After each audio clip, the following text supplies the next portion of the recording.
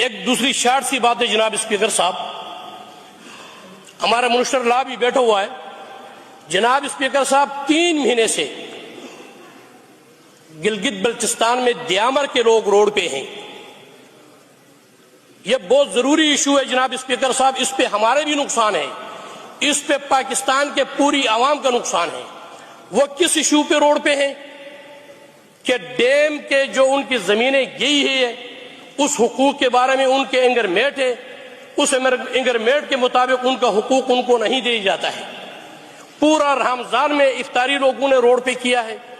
سرگی بھی لوگوں نے روڈوں پہ کیا ہے۔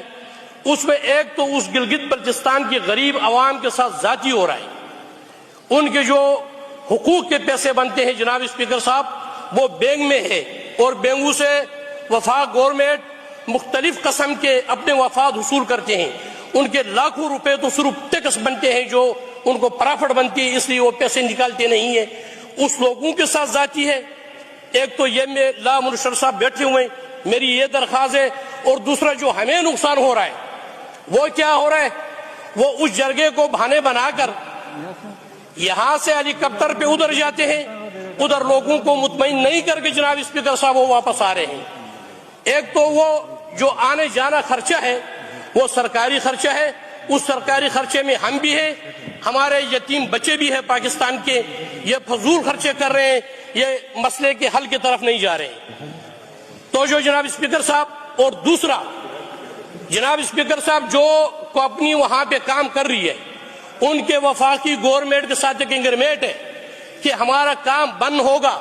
تو ہم آپ سے پلنٹی لیں گے، اور وہ پلنٹی جو ہے نا ان کو حق حدود نہیں کرنے کی وجہ سے وہ پلنٹی جناب اسپیکر صاحب اربوں میں ہے۔ تو میں درخواست کرنا چاہتا ہوں اس اسمبلی کے ایوان سے، وہ مل کر درخواست کریں وفاق گورنمنٹ سے، تاکہ یہ جو ڈیم کے مسئلے لگے ہوئے ہیں، چاہیے وہ کوہستان میں ہے، چاہیے وہ گلگت بلتستان دیامر میں ہے، وفاق گورنمنٹ ایک بہترین کمیٹی بنائے، لوگوں کا حق جو ہے نا لوگوں تک پہنچائے، لوگوں سے بھی زیادتی نہ کریں اور عوام سے بھی زیادتی نہ کریں، اور ہمارے پاکستان کا فضول خرچی کر کے ہمارے پاکستان کے پیسوں کو بھی ضائع نہ کریں۔ یہ میری 3 باتوں پہ بات تھی۔ بہت شکریہ۔